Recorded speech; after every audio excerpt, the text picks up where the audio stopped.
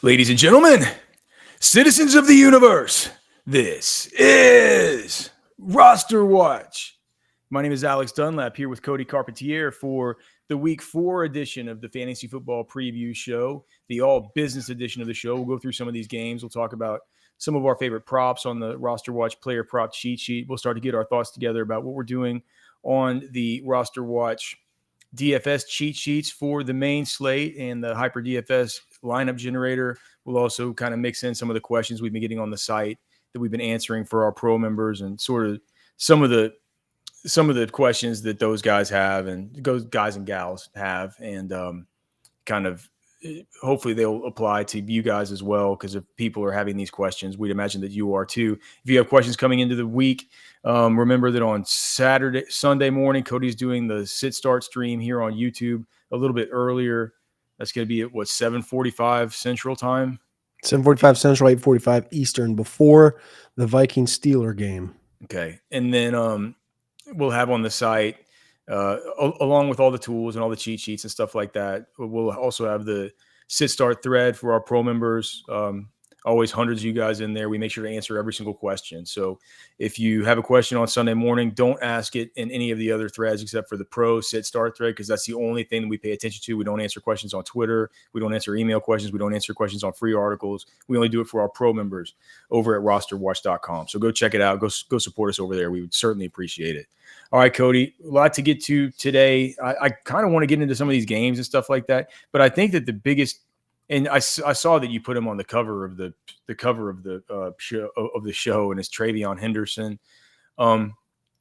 We're just getting, a lot of our users drafted TreVeyon, and it's been disappointing to start with the three-headed kind of split there. But then last week, of course, we had Ramondre Stevenson fumble twice. You had Antonio Gibson go in for him, and Antonio Gibson fumbles. And then, lo and behold, from there on out for the rest of the game, TreVeyon Henderson handles all the work. At practice this week for the Patriots, he's been lining up as the first running back up in drills. Antonio Gibson's been second, reportedly. Ramondre's been third, reportedly. But Mike Vrabel on Friday after practice said that there won't be any disciplinary stuff for Ramondre Stevenson. It feels like the disciplinary stuff has already kind of happened. And if there's one coach that you cannot take on at his word, period. In fact, one that gets tilted at his coaches for not lying to the media, right? And saying that he's got to find out who the rats are and stuff like that, right? It's, he's not going to give you a straight answer. What are you doing with TreVeyon Henderson this week? He's a guy that people are wondering, is this the week where I can get him into my flex?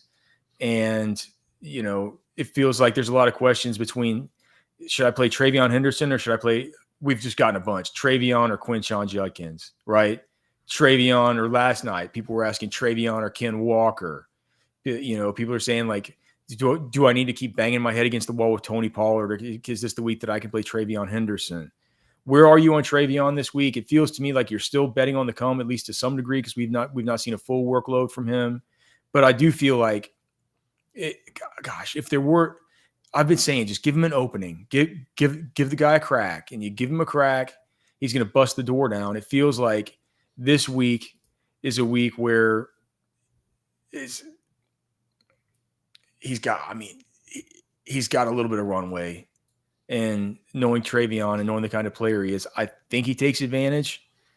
But I'd be interested to hear where you are and how confident you are as far as him as a starting asset in season-long managed leagues. Well, there's a reason he's on the thumbnail for the show. And I talked about it on Monday in the Top 10 Thoughts show coming out of the weekend from the Ramondre fumble Uski party. And that is it. Like, it's TreVeyon Henderson week, baby. You got to get ready for it. Like, it's here. We're like, we've seen a couple of these rookies get opportunities, bust through, whether it's Amarian or Scadaboo, to name a few. Like, it's going to come. Quinshon has an opportunity, and they've all taken a hold of it. And in Ramondre's career, he's had less than 400 carries, and he's got 10 fumbles. 7 of them happened last year. Recovered a couple, but 10 fumbles. 10 times he lost control of the football while carrying it. TreVeyon did that twice in 667 carries, or 667 touches at Ohio State. He recovered both of those fumbles, so he had 0 fumbles lost. And as they say in college, the ball is the program.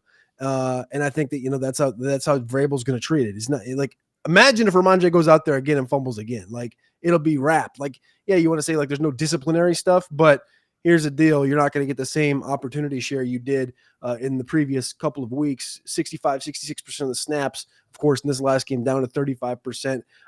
I'm more worried, I guess, about potentially what Antonio Gibson looks like taking snaps away from Ramondre and what that does. I don't think it really impacts TreVeyon and his upside per se, just like, having Montgomery there has never really completely neutered Jahmyr Gibbs. Gibbs just kind of had the explosiveness and the ability in the passing game and everything else to be Jahmyr Gibbs. I think TreVeyon Henderson, we've talked about this before, has the same traits and abilities to be a similar asset. So I love TreVeyon this week. I maybe didn't rank him the highest amongst everybody. I think we have him right now, consensus right around running back 29. Now, I got him a little bit higher. I think he is a running back 2 this week. It's a tougher matchup against Carolina. I don't know. It's weird because you can see it coming. I think that matchup, man, that Carolina matchup's not as hard as the matchup tool was saying. The matchup tool has it as borderline a little bit hard. I think it was a juicy one a couple weeks ago. What? It was a juicy matchup a couple weeks ago until. Yeah, but I think it's once I schedule adjusted it, and they've had to go against Bijan, and they had to go against a healthy Connor, and then they had the week 1 was that they went against it was ETN. So they've gone up against some decent runners, and I think that when I schedule adjusted it, it kind of made it a little bit wacky. I'm not worried about Carolina as far. Yeah, I don't know. I love TreVeyon. I think this is the week. I think this is the week we get, like at least like a 15, 16 points out of him. Yeah. Okay.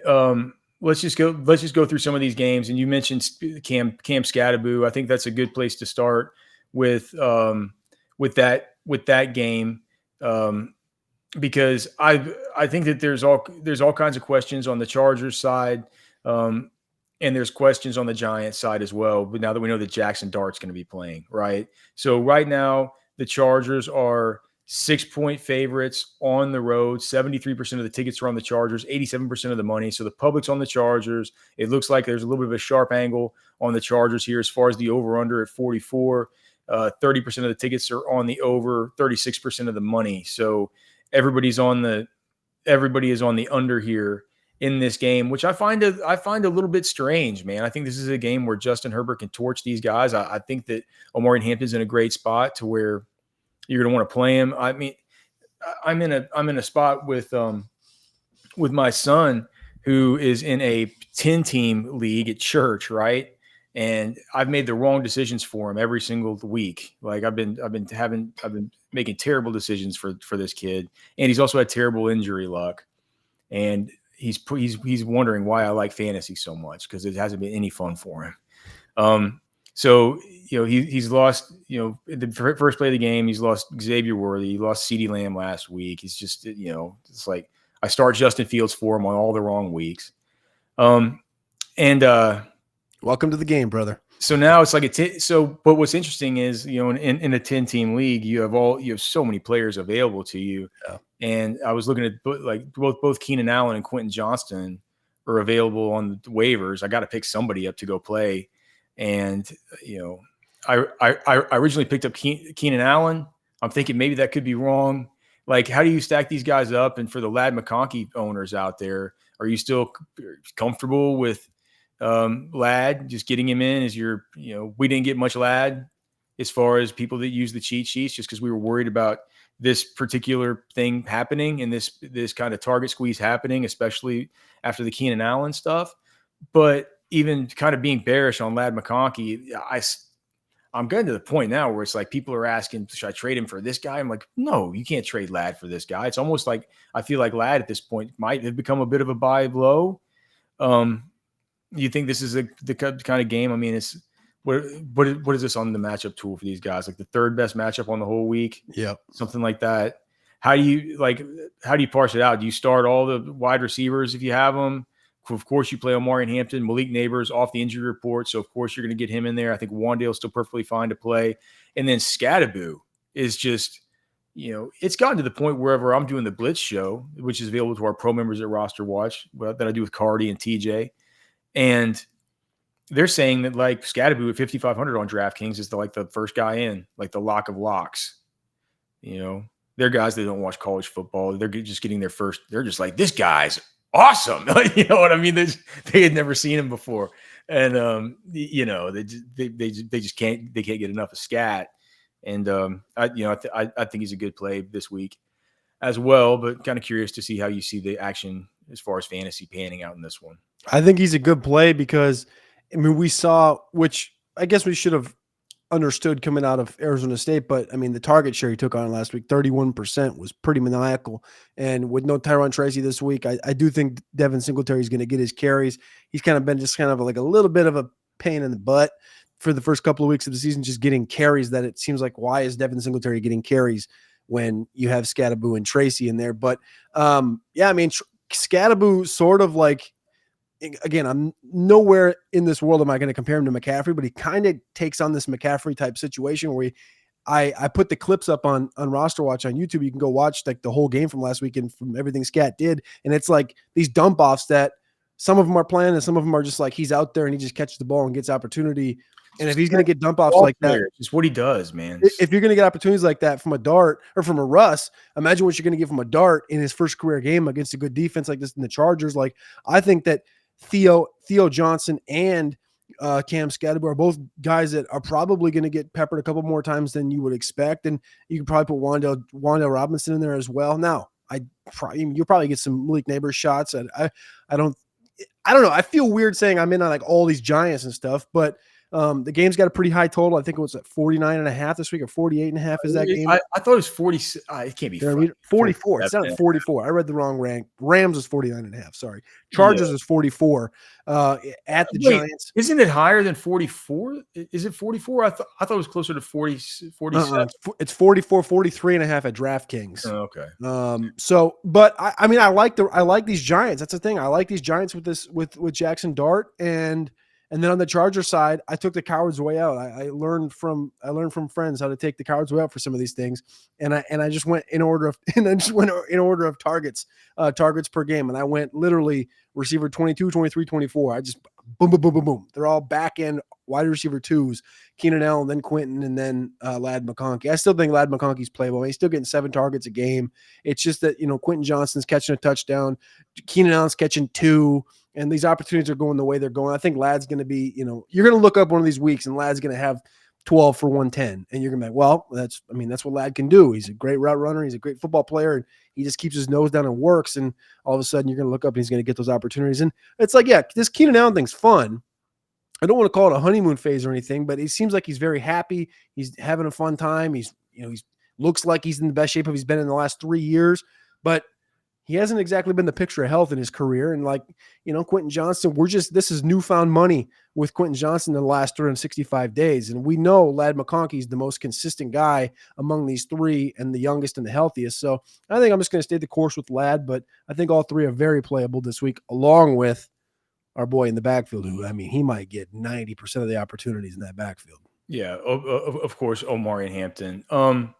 Just one more thing about Scadaboo. Do you worry at all that his receiving volume could be capped if Jackson Dart gets pressured and decides to use his legs and, instead of dumping it off, just kind of runs away with it? I mean, sure, but not like, I'm not worried like a Justin Fields situation. Like I don't think Jackson Dart's that lethal of a runner. So yeah.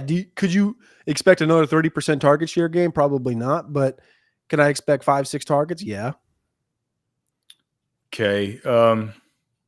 Isaiah Likely, a full participant in Ravens practice today, so he seems like he's set to return. This is something that just came up. Also, Will Dissly officially out now. So, did you ask Trashman why? Did he rescind any thoughts on Mark Andrews after last weekend?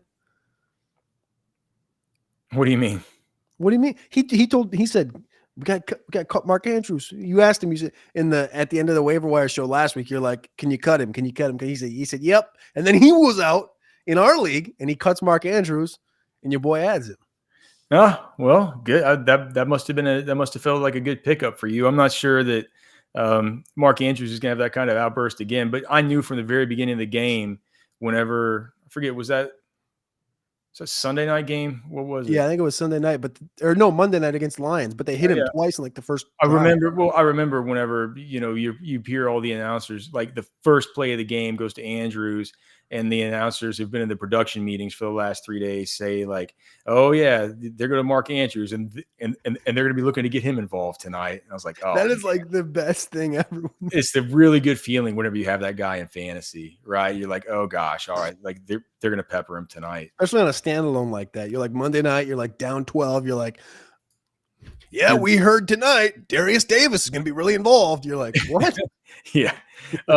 But dude, speaking of night, time of day, stuff like that, I think that tomorrow, or I'm sorry, on Sunday, the games that have that have they're like really appealing and entertaining and have the high totals are mainly in the afternoon, right? Because we have Indy going to the Rams, that has almost a 50-point total.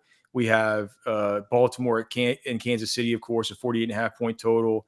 Chicago at Las Vegas, the two teams, according to my buddy TJ on the Blitz earlier, the two teams allowing the most reception, the deepest, the deepest reception depth, like lots of deep balls from both these teams, or lots of deep balls allowed by both these defenses.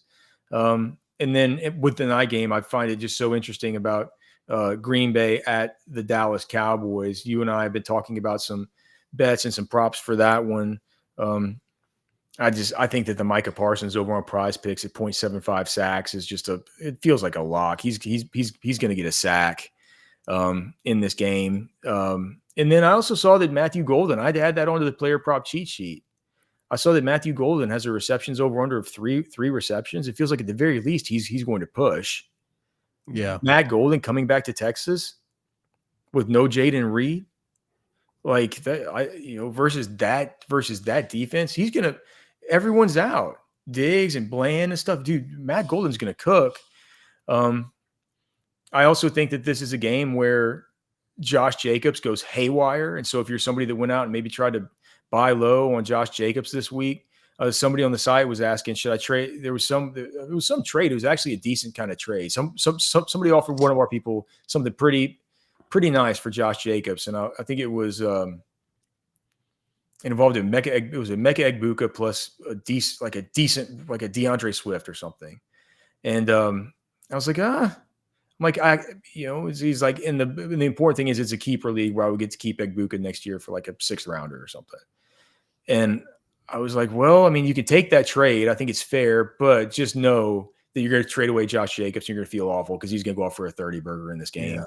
At the very least. Anything that you see in this one, like what do you think about the Packers wide receivers? And then you think that I mean, what is Dallas gonna do? I mean, is Javonte Williams going to be able to kind of keep it up here?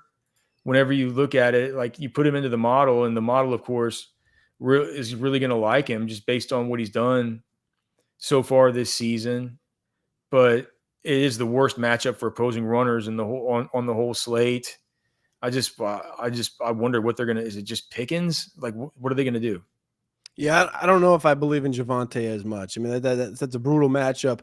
And, he's had a couple of good games, came back down to earth this last week.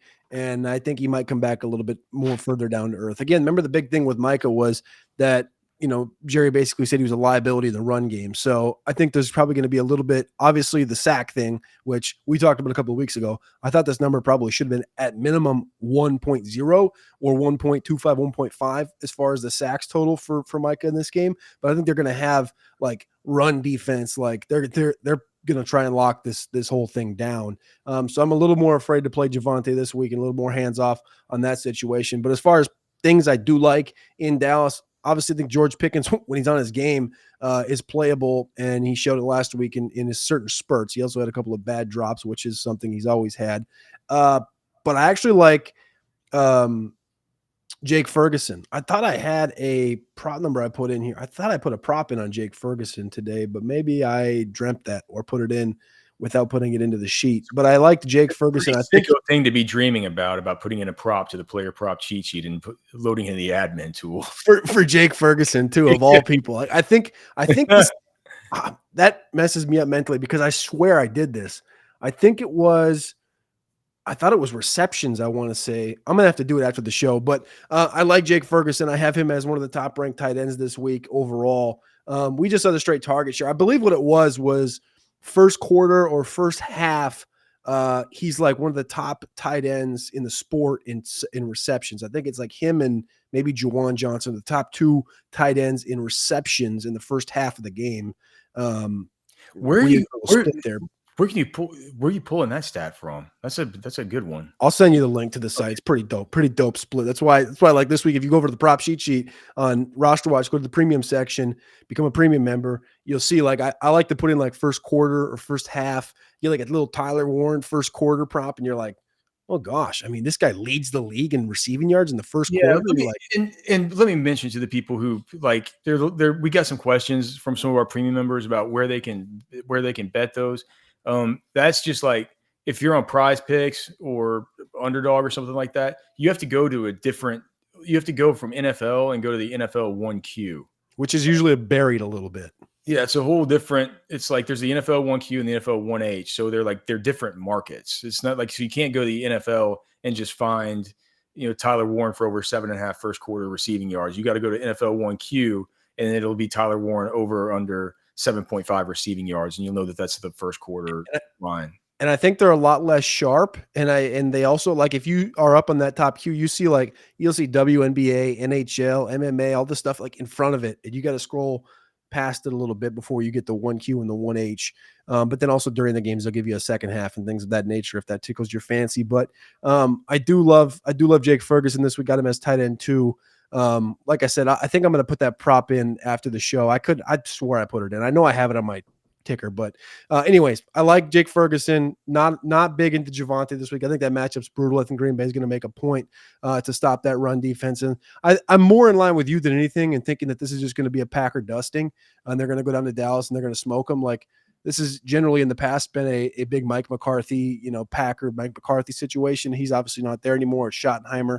And now it's a Micah Parsons thing. So Matthew Golden, 3 receptions. I think that's an interesting one. And I think he's another one that's like on the verge of that big breakout, that big opportunity. And he's never been a massive receptions guy dating back to his time at Texas, but he's a guy that can be very dynamic with it. We talked about that 2 weeks ago with those 2 balls that Jordan Love kind of left a little bit out of reach for him, where he could have had that 2 for 120 and 2 game. And I think that we're kind of on the cusp of that happening for Matthew Golden. Do you like 3 receptions for him better, or 44.4 receiving yards? If you asked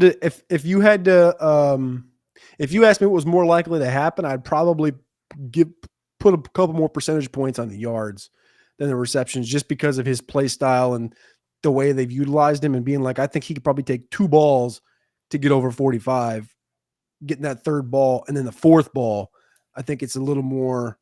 I might switch it from receptions to yards. They both seem low. I just feel like, I could see him getting 3, but I think getting to 4 is going to be a little bit tougher than, like, if he gets 3 receptions, I think he's over 44 yards, if that makes sense. So instead of pushing, he'd be winning, because I don't think he's going to catch 3. Now, I might jinx myself. Hopefully not. They're not going to get him on a tunnel screen, dude. Yeah, they're not going to have him for 3 for 10 yards. Like, that's just not going to be the way they use him. I got a question for you. You brought up the high total games. Does so Chicago Vegas game makes a lot of sense with the defenses, but that Indianapolis Rams game, 49.5 total, the highest total of the afternoon, kind of feels like bait to me. Kind of feels fishy.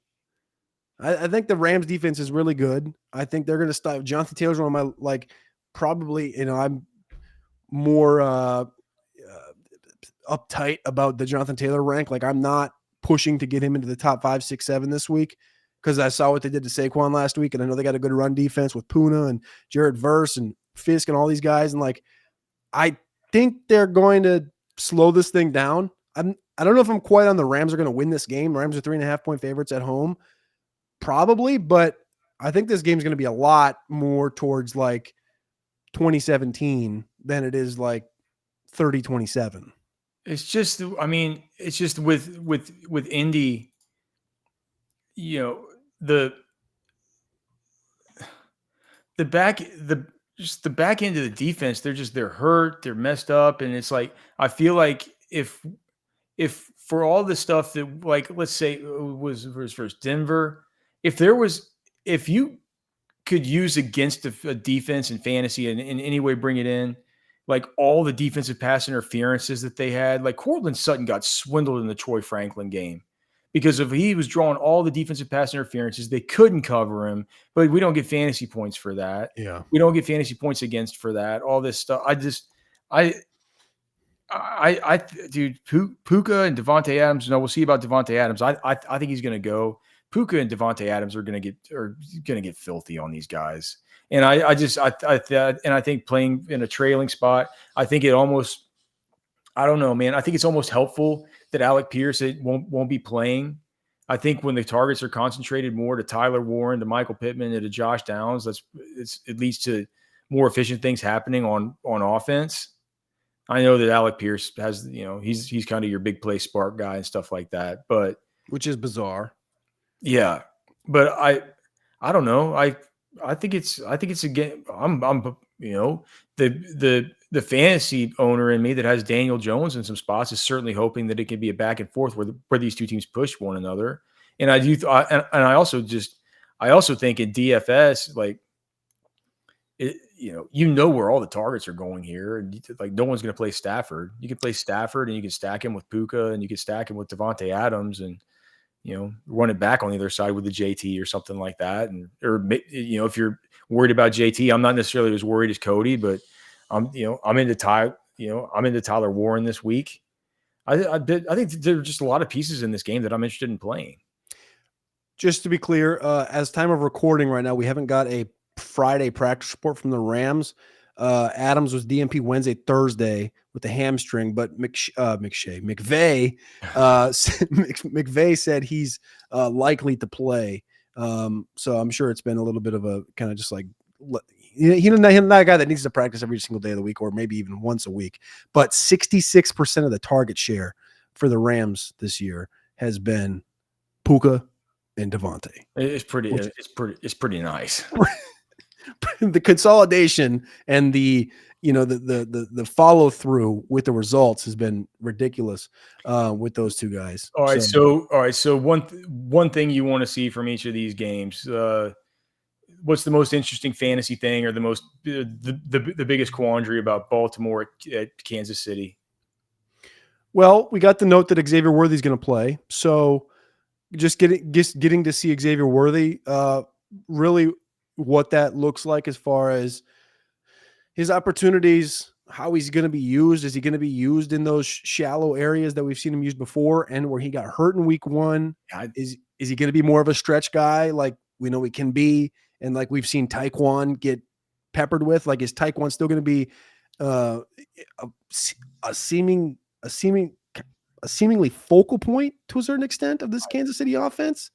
And then, tell you what, like, who's like sneakily like annoying is Juju. Like, I want to see, like, and I think it's partly because we haven't really gotten anything out of Travis Kelce. He's gotten a 12, a 10, and a 6-point week. Those are the last 3 weeks. The snap shares went down a touch every single week. Hollywood Brown had his big game, came back down to earth, but Juju had a 10-point game, a 1-point game, and a 9.5-point game. And he's got a respectable 14, 15% target share in 2 of those games. I just want to see how this whole receiving room kind of, I guess, unwraps against Baltimore. And you also have the Hollywood Brown against Baltimore game as well. If I have Worthy in my season-long league, I'm a little bit hesitant to start him in this first week. I'm probably not. I want to see what he looks like with the brace on. He's so tiny. Like, it feels like if he's playing with a brace, it's like, are they just going to use him as a clear out guy? Like, you're not going to be running him over the middle and just allowing some linebacker to level him and land him on his shoulder. You know what I mean? Are you playing him over a Dobbs? Romeo Dobbs in a great spot? I don't know. Where do I have him ranked? Who? Xavier? Yeah. We have Xavier ranked as a consensus at wide receiver 30. Dobbs is at receiver 38. It looks like you're a little bit higher on Worthy than Trashman and I are, though. Well, I might need to go fix that because I don't want to be in a position where I'm the one that's high on Worthy. Yeah, it looks like projections are higher than all of us. Yeah, which is kind of interesting. I don't know. Like I like Golden more than I like Worthy. We talked about Golden a minute ago. I like both those Green Bay guys. I think over Worthy because, to be quite frank, like this is a game that it's Arrowhead. He's back. Like this is a big game for Kansas City. Like both teams really got to win this game, and you're gonna be pulling punches. But like, and I use this analogy last weekend with like the Emeka Egbuka thing. It's like if he plays, we got to play, and we know he's a stud. But here's the problem: is we haven't even seen Worthy play this year. We saw him play, get banged up, boom, he's out. Play like with Egbuka, it's at least like he was playing, and then it's like, all right, well, he's been playing, and now he's active. Like in that iteration, I'm like, if he's playing, we playing him. But in this one, I'm like, I'm not quite there yet because the way the downfall of Kansas City from being a high-scoring offense, 4 years ago to being what it is nowadays is one of the most interesting things in the world to me. Honestly, in Kansas City, off topic of Worthy, I kind of think this is the game we get a Pacheco pop through. Oh, I'm not going to bet on that. If Pacheco's firmly playing, there's one league I have Pacheco and in my flex, and I just already decided I'm just going to play Woody Marks over that guy. Like I'm grasping at straws to play anybody over Pacheco I can right now until I think that's probably right. Chubb is equally as unplayable, so I get it. We talked earlier about Emeka Egbuka. One final thing, and then we'll each talk about a prop that we like. What are you doing with first week back of Chris Godwin? Do you think he's going to play? Kinda, yeah. I mean, because I saw today he went back to limited. Yeah, well, I mean, the people at Pewter Report are acting like he's going to play, and I trust those guys a lot. Well, that's where I went last week with Egbuka, because I remember it was Shefty came out early on Sunday and said that Egbuka was going to be on a pitch count, and the Pewter Report and Rapport came out and said what pitch count basically. So I was more in line with that. So if Pewter Report's reporting Godwin's going to play, well, no, they're not. They're just like, if you read their articles, they're certainly acting like it's a given that he's playing. Well, he probably plays to a certain extent no matter what. Like I just don't know what that looks like. But he was full on Wednesday, DNP on Thursday. Don't got Friday's injury report quite in yet. I mean, hopefully he plays. I'm going to be in Tampa for this one, so hopefully I get to see little Godwin debut this year. That'll be fun. I think it's all hands on deck with Egbuka, and then it looks like Wirfs is going to be back. So, I mean, do you like that? I kind of like I like that for Bucky Irving. I think it helps. Yeah, I think it helps for sure. He's a lot better than he's getting a lot of volume. People are asking about what's up with him. I'd say just stick with him. Oh yeah, and there's one other thing about stick with him, guys. And he's second amongst all running backs in touches per game. Oh yeah. So is that true? Yeah. Behind McCaffrey. Whoa, for real? So touches per game? Let me hold on. Yeah, I was like, he's ahead of Saquon and JT. It's wild. Huh. All right. Golly, man. You look at you look at some of these guys in the top 10, you're just like, what has Tony Pollard done on all this volume? It's crazy. 67 yards a game. Yeah. You're like, come on, brother. We thought you were a value. I guess not. Okay. Level of comfort playing these guys. Drake London. 8 out of 10. Brian Thomas Jr. Like a 2.5 out of 10. Chris Olave. The leader in expected fantasy points on the season among all wide receivers. That doesn't shock me. Probably like a 4.5, 5. I asked you earlier about Ladd, but Ladd 5. T. Higgins 3. On your level of worry, 3 out of 10. As far as you said confidence. Isn't this confidence? Confidence. Yep. 3 out of 10 confidence. Yeah. I mean, our buddy Nate Liss he's back doing his pod right now, and he's talking about buying low on T. Higgins right now. And I'm just like, man, I think Well, but like, he's for dynasty. But I know, but he's thinking more towards like, how does he look in this offense and all that. And I'm just thinking, man, like you look at the last like 3 years of T. Higgins, it's just been like going to bat for T. Higgins is a tough, tough street to be parked on, like ever. Playing with Chase, having these Burrow Even if you're injuries, his agent, it's been tough. Well, he got the cash, but it's like, man, like it wasn't an easy street getting him that deal. Well, it hasn't been easy to deal with him. Like Yeah. he hasn't been exactly like, and it's number 2. It's like, I don't know. I don't know, man. My confidence in him, especially with Jack, John Browning. Like Browning needs to show me a little bit of something before I can trust anything attached to that offense, especially Chase Brown. You got to put one running back this week you got to put in one running back who you're just most confident in. He didn't have to score the most, but he's going to have a big enough game to certainly get you by. And so what level? Like RB2, RB3 area, or no? It could be any running back. Because honestly, dude, for me this week with McCaffrey and Bijan kind of having tough matchups, I think that James Cook could be going against New Orleans is like a 15.5 point favorite. Could be the one that you just like I mean, he's probably going to smash, but he's at least going to get you 15, 16 points. I love that. Yeah, I do. I love that because I put James Cook, I think, as RB1, and I did it this week, and I go, man, that feels grody. But then I go, yeah, but the touchdowns are. What does Trashman always say about touchdowns? I don't know. He said something. I can't remember what the hell he said. Something about like I can't remember. Anyway, but he's doing the thing, and like that game has got like a big total because we think. The one thing about Buffalo, man, when you put a big total on them and you put a big line on them, like a 15.5, you pretty much know they're going to come dang close. They didn't cover last week against the Dolphins, but they're going to come dang close, and they're probably going to score like 38 points. But if I had to push the chips in on one player this week, probably not the guy in the cover, but it is a guy going up against a defense that's giving up the second most rushing yards through the first 3 weeks of the season. And that guy's name is Ashton Jeanty.